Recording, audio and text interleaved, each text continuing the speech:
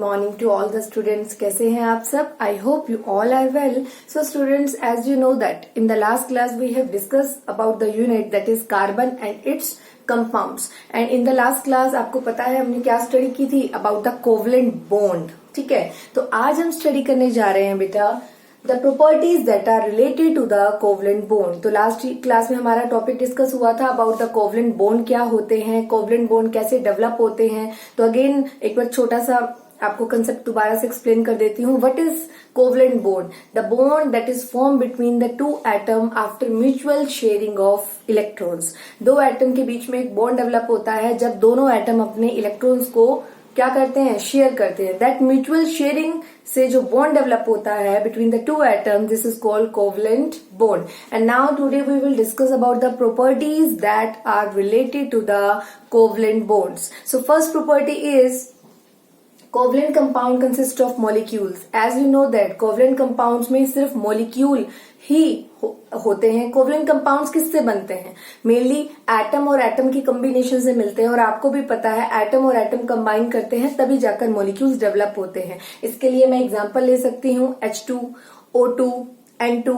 आपने देखा दो एटम आपस में इलेक्ट्रॉन की म्यूचुअल शेयरिंग करते हैं। और again I will repeat why they mutual sharing with each other, because they each atom अपने आप को स्टेबल करने के लिए और अपना ऑक्टेट कंप्लीट करने के लिए एक्सेप्ट हाइड्रोजन, बिकॉज हाइड्रोजन अपना डुप्लेट कंप्लीट करता है, उसे सिर्फ स्टेबल होने के लिए दो इलेक्ट्रॉन चाहिए। तो आपको पता होना चाहिए कि each atom to become stable they mutual share its electron with the other atom and after mutual sharing they become molecules. So covalent compounds consist of molecules. covalent compound molecule से बनते हैं। तो अब एग्जांपल ले सकते हैं N2O2 H2, ये सभी एग्जांपल हमने लास्ट क्लास में डिस्कस कर लिए हैं। ठीक है, तो ये और अगर मैं यहीं से थोड़ा बहुत अगर बात करूं, एक आपने बॉन्डिंग और पढ़ी थी आयनिक बॉन्डिंग। आयनिक बॉन्डिंग में आयंस होते थे, लेकिन कोवलेंट बॉन्डिंग में क्या है? मॉलिक्यूल्स है। ठीक है, next covalent compounds are usually liquid and gases. Covalent compounds क्या होते हैं? जनरली लिक्विड और गैस स्टेट में एग्जिस्ट करते हैं। मोस्ट ऑफ, अगर मैं बात करूं गैसेस स्टेट की तो आ जाता है O2 N2। अगर मैं बात करूं लिक्विड स्टेट की, एग्जांपल आ जाता है CCl4। और अगर हम बात करें सॉलिड स्टेट की, कि कुछ ही कोवलेंट कंपाउंड्स है जो सॉलिड स्टेट में एग्जिस्ट करते हैं, like sugar, sugar, like urea. These are the, मतलब sugar means glucose, urea. These are the example of covalent compounds that are in solid state. But most of the covalent compounds generally present in the liquid and gaseous state. Fine. Next is covalent compounds have low melting and boiling point. Yes, definitely covalent compounds have low melting and boiling point because they have a weak force of attraction between their atoms. ये ionic compounds की तरह strong force of attraction नहीं होता। आपको पता है ionic compounds को या आयनिक बॉन्ड को हम इलेक्ट्रोवैलेंट बॉन्ड भी बोलते हैं। तो अगर मैं कंपेयर कर लूं यहीं से कोवलेंट कंपाउंड्स को, तो कोवलेंट कंपाउंड्स क्या होते हैं? They have a low melting and boiling point, because you know that covalent compounds are form after the mutual sharing of the electron, and this after the mutual sharing the bond will not so strong. ठीक है, bond बहुत ज्यादा strong नहीं होता, इसलिए इसका melting and boiling point क्या रहता है? लो रहता है। तो yes, covalent compounds have low melting and boiling point because of weak force of attraction as compared to electrovalent bond या as compared to electrovalent compound। अभी आपको क्लियर हो जाना चाहिए electrovalent compounds क्या हो गए? Ionic compounds. जो आयनिक कंपाउंड्स का कंसेप्ट हमने डिटेल स्टडी किया था चैप्टर 3 के अंदर, मेटल्स एंड नॉन मेटल्स में, तो उसे आप दोबारा से रिवाइज कर सकते हैं इस कंसेप्ट को दोबारा से अच्छे से समझने के लिए। ठीक है, next covalent compounds are insoluble in water. Yes, इस टॉपिक की बात करें, covalent compounds are insoluble in water.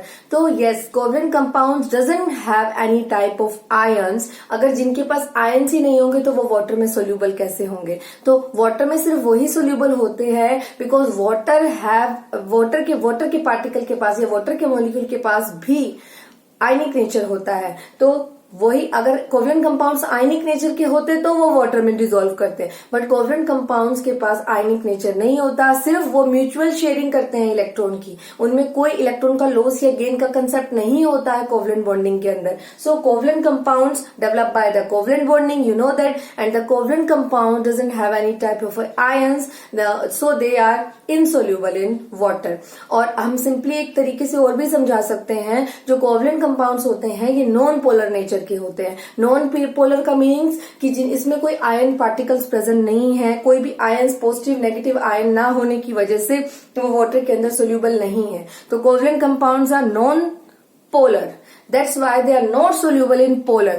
Water is a polar compound, means those compounds or those molecules which have some ionic property that represent its polarity. ठीक है, so water इसका polar nature है, covalent compounds का non polar nature है। तो हमारी एक property है कि कभी भी नॉन पोलर कंपाउंड्स पोलर में डिसॉल्व नहीं हो सकते। यस, अगर आपको किसी भी कोवलेंट कंपाउंड्स को डिसॉल्व करना है, सोल्यूबल बनाना है, तो उसके लिए नॉन पोलर सॉल्वेंट यूज होगा। और नॉन पोलर सॉल्वेंट्स के कुछ एग्जांपल मैं आपको बता रही हूँ, like CCl4 in liquid state, benzene, ether, these are the example, they are non polar solvents. ठीक है, so covalent compounds insoluble in water, yes, it is completely correct because covalent compounds are itself non-polar, so they are only dissolved in non-polar liquids, not dissolved in a polar liquids like water. Fine. So next, covalent compounds do not conduct electricity. As you know that electricity वो conduct करते हैं जिनके पास ions होते हैं, जिनके electron free होते हैं, लेकिन covalent compounds के जो एटम होते हैं they are completely interactive. जितने भी एटम covalent compounds के अंदर जितने भी एटम है they show the mutual sharing, और उनके पास कोई भी इलेक्ट्रॉन फ्री नहीं है, कोई भी इलेक्ट्रॉन लॉस या गेन नहीं हो रहा कि वो आयनिक प्रॉपर्टी डेवलप कर ले। So covalent compounds do not conduct electricity. Yes, it is completely correct. तो अगर यहाँ पे अगर आपका क्वेश्चन बन के आ जाए why covalent compound do not conduct electricity, तो आपका आंसर रहेगा because covalent compound doesn't have any type of ion and there electron is also not free, so they do not conduct electricity. ठीक है, तो these are the some property that is related to the covalent compound. So before study this property, firstly you know about the वो covalent compounds क्या होते हैं, those compound which form by the covalent bonding. And then what is covalent bonding, आपको clear हो गया क्या होती है कोवलेंट बॉन्डिंग। ठीक है, एक बार आप अपनी जो इससे जो फर्स्ट लेक्चर था इस चैप्टर का उसको आप दोबारा से रिपीट करके देखिए, what is covalent bonding and these are the properties that are related to the covalent bonding. ठीक है, तो again I will repeat one more time. Covalent compounds consist of molecules, not consist of ions. Covalent compounds are usually liquid and gaseous state, not present in solid state. Only few example of solid covalent compounds are like glucose, urea. And covalent compounds have low melting and boiling point because they doesn't have any type of a ion, so their attraction between the atom is not so high. The attraction between the atom is weak, so due to weak force of attraction their melting and boiling point is low. Next, covalent compounds are insoluble in water. Yes, covalent compounds are insoluble in water because of absence of iron. Next, covalent compounds do not conduct electricity. Yes, it is completely correct. Electricity conduct by only those compounds which have some ionic property, which have some ion, which have some free electron. But covalent compound doesn't have any type of a free electron, so they do not conduct electricity. Fine. So these are the property of covalent compounds. Now we will see about the difference between covalent compounds and ionic compounds. Yeah, covalent bond and ionic bond. The covalent compound developed by ionic bond, covalent compound developed by covalent bonding, and ionic compound developed by ionic bonding. So difference between the ionic bond and covalent bond. Next topic is difference between the ionic compounds and covalent compounds. So बच्चे ionic compounds that are formed that are in which ionic bonding is present. So what are ionic compounds? या ionic compounds और covalent compounds के बीच में अगर difference की बात करते हैं तो ionic compounds are mainly solid and covalent compounds are present in a gaseous, liquid and some covalent compounds also present in solid state. ये मैंने अभी आपको बताया। और ionic compounds mainly all are present in a solid state. Next, they consist of ions. Yes, definitely, because ionic compound developed by ionic bonding, and ionic bonding developed by after losing and gaining of electron. So after losing the electron the atom become cation, and after gaining the electron the atom become anion. So in the ionic compound both cation and anion are present. That's why we can say that they consist of ions. And the covalent compound consists of molecules. Covalent compounds एक type के molecules होते हैं in which doesn't any type of a ion are present. इनमें इसके अंदर कोई भी ions present नहीं होते.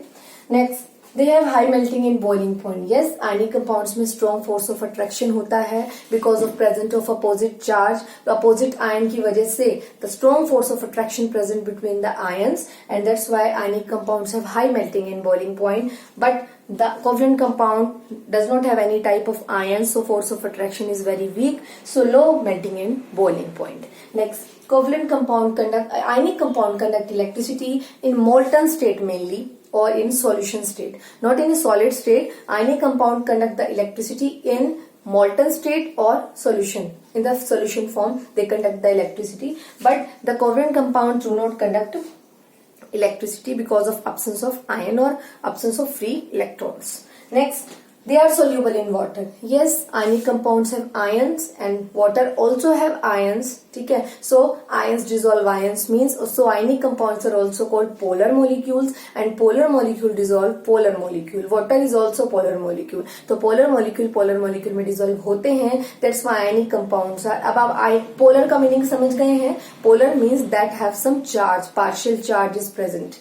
So ionic compounds soluble in water, yes.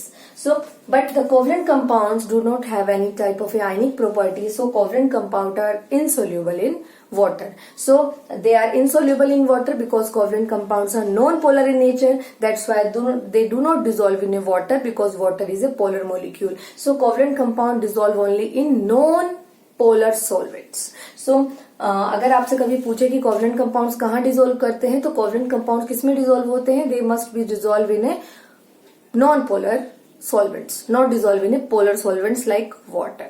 ठीक है, तो these are the difference between the ionic compounds and covalent compounds. Ionic compounds developed by the ionic bonding between the atoms after losing and gaining of electron, and covalent compounds develop formed by the covalent bonding after mutual sharing of electron between the two atoms and form the molecules. ठीक है, so these are the difference between the ionic compounds and covalent compounds. Fine, ठीक है, तो आज के लिए इतना ही. Do your work in a better way, in a regular way, ठीक है, and complete your notebook. Okay, fine.